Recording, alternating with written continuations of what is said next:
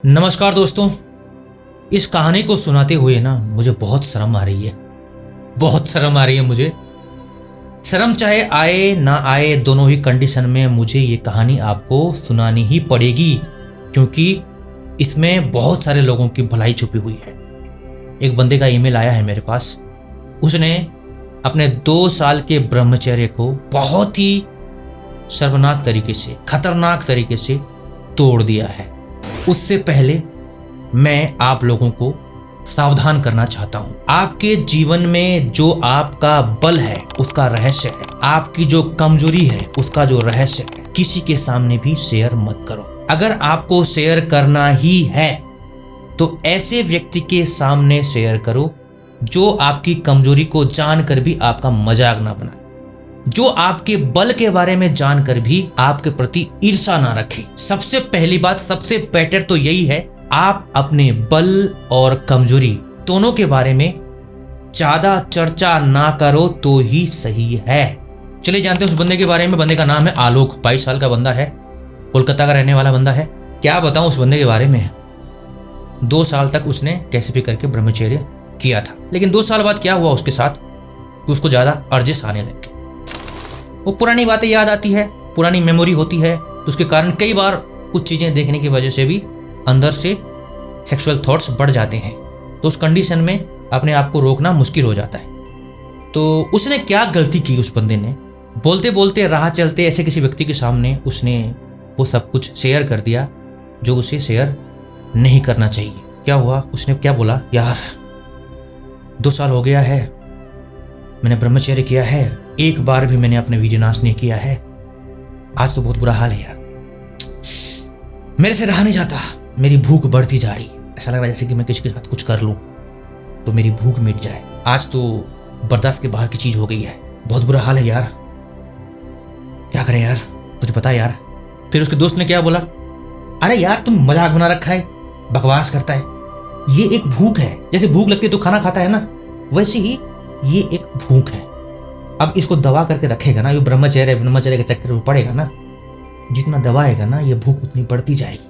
अगर तू प्रैक्टिकली करेगा ना, तेरे को 2 फायदे होने वाले। सबसे पहली बात तो तेरे को पता चलेगा कि क्या चीज होती है, इसका टेस्ट कैसा होता है। दूसरा फायदा, उसके बाद तेरी भूख मिट जाएगी, तेरे मन में कुछ आएगा नहीं, तो आराम से शांति से जिंदगी जी सकता है। प्रैक्टिकली करके देख ले यार, बिना मतलब का ब्रह्मचर्य चक्कर में मत पड़, कुछ नहीं होता है, ऐसा बकवास करता है।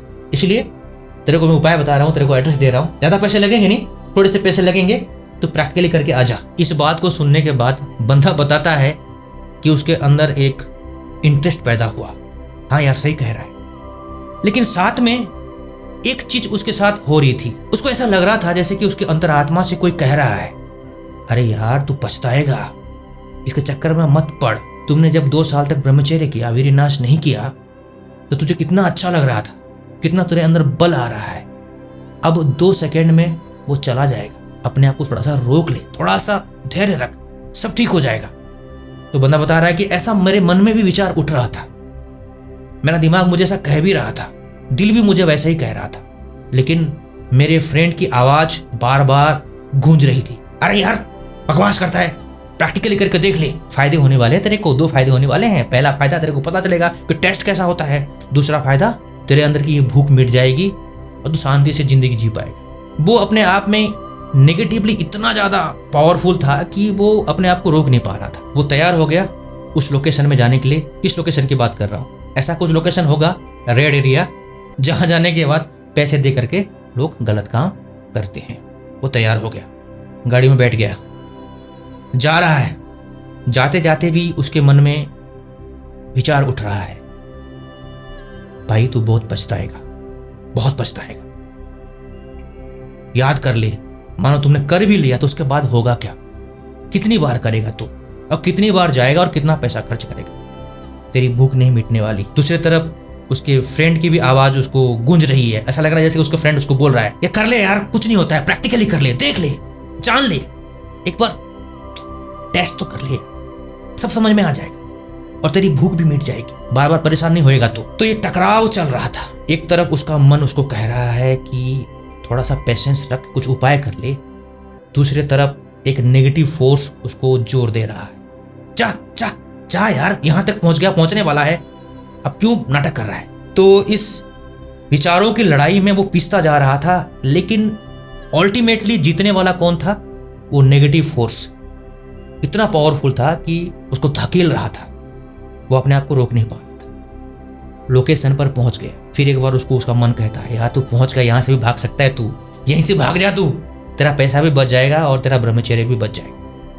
फिर वो एक नेगेटिव फोर्स की तरह कुछ उसको आ रहा है, अरे जा यार यहां तक पहुंच गया है तू, अरे जा यार प्रैक्टिकली करके देख, तेरी भूख मिट जाएगी। फिर चला गया उस लोकेशन पे, उसके सामने कई सारे ऑप्शंस थे, आप समझ रहे होंगे। बोला भाई अभी भी टाइम है, मुंह मोड़ ले, तेरा कोई कुछ बिगड़ने वाला नहीं है, यहीं से भी भाग सकता है तू।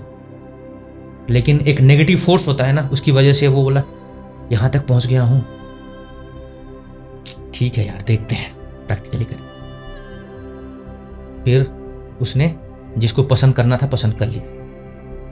फिर अंदर जाते हैं, जा रहा है साथ में, तभी भी उसको उसका मन कह रहा है भाई अभी भी टाइम है, अंदर मत जा, तो दरवाजा खोल मत। दूसरी तरफ उसको नेगेटिव फोर्स बहुत जोर दे रहा है, अरे यार और क्या रहा बाकी, बस फिक्स हो चुका है, अब टेंशन किस लिए लेने का, प्रैक्टिकली कर ले यार, ये भूख मिटा दे, तू शांति से जिएगा। अंदर जाता है और पास जैसे कि पहुंच रहा होता है तो उसका मन कह रहा होता है कि भाई थोड़ा बहुत ऊपर ऊपर से कुछ करके यहाँ से निकल जाना बेटर रहेगा, जो असली क्रिया होती है उस क्रिया को ना कर तो तेरे लिए सही है, बच जाएगा, नहीं तो बहुत पछताना पड़ेगा तुझे। फिर एक नेगेटिव फोर्स उसको कह रहा होता है, ऐसा लग रहा है उसको, अरे यार तू यहाँ तक पहुंचा, इतना सब कुछ हो गया है, अब तू आखिरी लड़ाई में डरता है, अरे यार ये भूख तो मिटा ले, अभी ऐसा मौका बार बार मिलता नहीं है, यहाँ तक पहुंच गया है, जिसको पीछे जाएगा तभी भी फिर लगेगा कि अरे यार भूख मिटा लेता तो सही रहता है, इसलिए बाद में पछताने से अच्छा अभी अपनी भूख मिटा दे, तेरे को सब समझ में आ जाएगा। फिर उसका मन कह रहा है कि भाई ऐसा है, रुक जाता हूं यार, नहीं नहीं नहीं गलत है यार, गलत काम है, मेरी हिम्मत नहीं हो रही यार। लेकिन नेगेटिविटी इतना पावरफुल थी कि बार बार फोर्स कर रही थी। उस बंदे का कहना है कि जब मैं स्टेप बाय स्टेप हर क्रिया को कर रहा था और आगे बढ़ रहा था, तो हर कदम कदम पर मेरा ही मन मुझे रोक रहा था, फिर भी मैंने अनसुना कर दिया और अल्टीमेटली वो कर लिया जो मुझे नहीं करना चाहिए था। और करने के बाद मुझे ऐसा महसूस हुआ जैसे कि मेरे शरीर में बहुत दिनों से कोई अद्भुत तेज इकट्ठा होकर के था, और एकदम सा जैसे पंछी उड़ जाए पुर्र करके, जैसे बिजली की तरह चमकते हुए, जैसे कि ऐसा लगा जैसे कि मानो कुछ मेरे शरीर से तेज निकल गया। बंदे का कहना है मेरा चेहरा मुरझाया हुआ था, लटका हुआ था। जब मैं बाहर निकला तो उस समय पर मैं अपने फिजिकल और मेंटल कंडीशन को देख रहा था, ऑब्जर्व कर रहा था। मुझे फिर से याद आया कि मैं इसी गेट से अंदर गया था, उस समय पर मैं ठीक था, एकदम प्योर था, एक अभिमान में जी रहा था, एक शक्ति में जी रहा था, एक उत्साह में जी रहा था, एक बल में जी रहा। काश मैं इस गेट के अंदर ना जाता, लेकिन आज सब कुछ खोते हुए, सारी प्यूरिटी को खोते हुए, सारे अभिमान को, सारे अस्मिता को खोते हुए मैं इस गेट से बाहर जा रहा। पता नहीं कितना टाइम मुझे लगेगा इसे रिकवर करने में। हो सकता है फिजिकली मैं रिकवर हो जाऊं, लेकिन मेरे मन को, मेरी आत्मा को जो चोट लगी है, पता नहीं ये घाव कब भरेगा। मैं अपने आप को समझा नहीं पा रहा था, शर्म से मेरा सर हर कहीं झुक जा रहा था। मुझे कोई कुछ नहीं बोल रहा था, किसी को पता भी नहीं है, लेकिन मेरी अंतरात्मा ही मुझे बार बार याद दिला रही थी कि मैंने तुमको कहा था, मैंने तुमको हर कदम पर सावधान किया था, लेकिन तुमने मेरी एक भी बात नहीं। और आज कहाँ है तुम्हारा वो बल, कहाँ है तुम्हारा वो मोटिवेशन, कहाँ है तुम्हारा वो ब्रह्मचर्य, कहाँ है तुम्हारी वो प्योरिटी। बंदा बहुत दुखी है और मेरे पास उसका कोई सोल्यूशन नहीं है। मैं आप लोगों को इस कहानी को आधार मान करके कुछ बताना चाहता हूं। महाभारत में लिखा हुआ है, न जातु कामः कामान उपभोगे न साम्यति हविषा कृष्ण वतरमेव भूय एवाभिवर्धते। इसका मतलब होता है जो काम वासना होती है उसे भोगने से शांत नहीं होती है, ये भूख बढ़ती जाती है।